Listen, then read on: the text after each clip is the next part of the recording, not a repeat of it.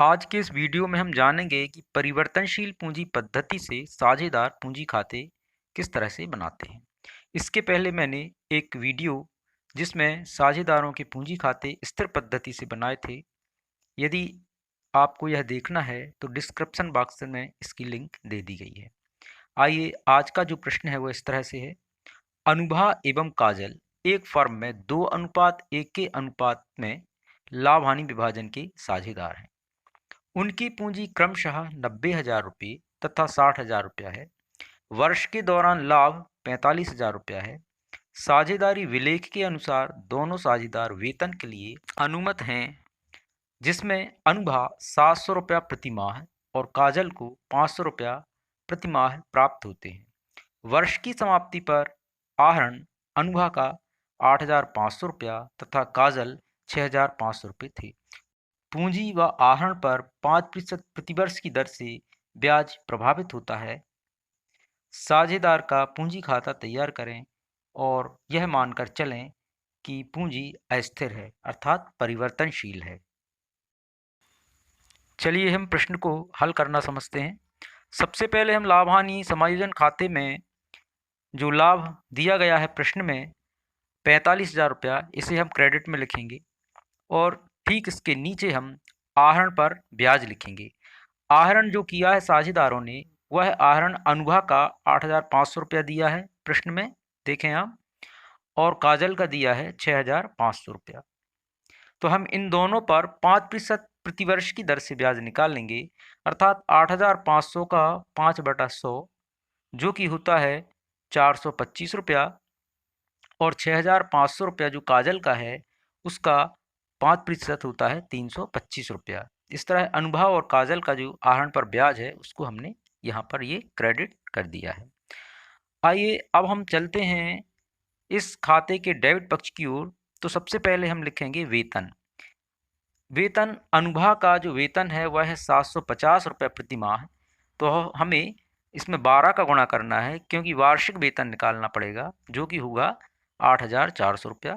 इसी तरह से काजल का जो वेतन दिया है वह 500 रुपया प्रति माह दिया है जो कि होता है 6,000 रुपया। इसके पश्चात अब हम पूंजी पर ब्याज लिखेंगे।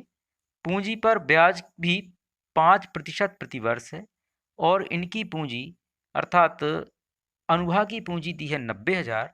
90,000 का 5% होता है 4,500 रुपया और काजल की पूंजी जो दी है 60,000, इसका 5% होता है 3,000 रुपया, जिसे हमने लाभ हानि समायोजन खाते के डेबिट पक्ष में लिखा है।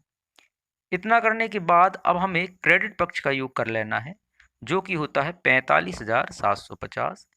इसमें से हमें वेतन तथा पूंजी पर ब्याज की कुल राशियां घटाना होंगी, अर्थात हमें 8,400, 6,000, 4,500 और 3,000 रुपये का जो कुल योग होता है 21,900 रुपया, यह 45,750 में से घटाएंगे तो यह बचता है 23,850। इस 23,850 को हम अनुभव और काजल में 2:1 में विभाजित कर देंगे।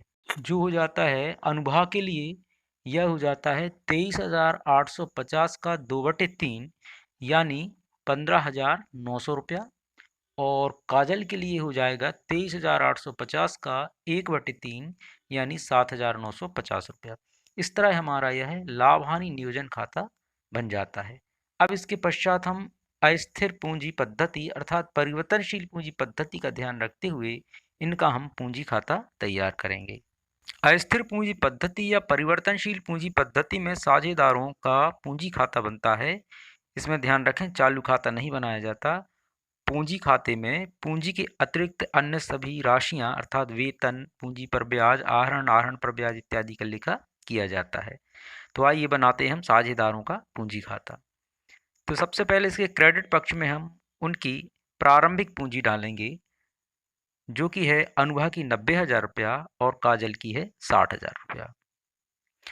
अब हम इसके नीचे वेतन लिखेंगे क्रेडिट में, जो कि हमने लिखा था ये मासिक वेतन दिया गया है, इसको हमने वार्षिक वेतन में कन्वर्ट किया है और ये हमने लिखा है 8,400 रुपया अनुभव का 700 रुपये प्रति माह की दर से, और काजल का 500 रुपये प्रति माह की दर से 6000 रुपया ये लिखा गया है।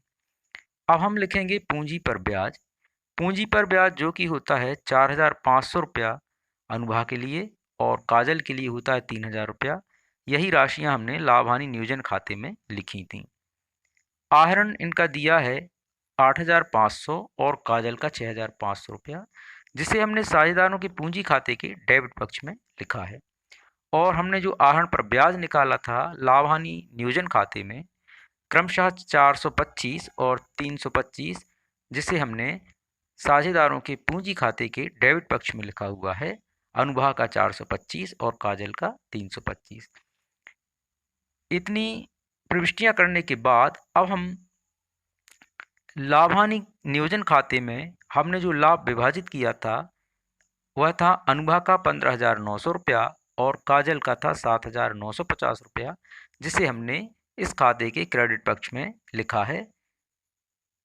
अब हम क्रेडिट पक्ष की सभी राशियां जोड़ लेंगे तो अनुभाग की राशियों का कुल योग होता है 1,18,800 और काजल की राशियों का क्रेडिट पक्ष का योग होता है 76,950 रुपया।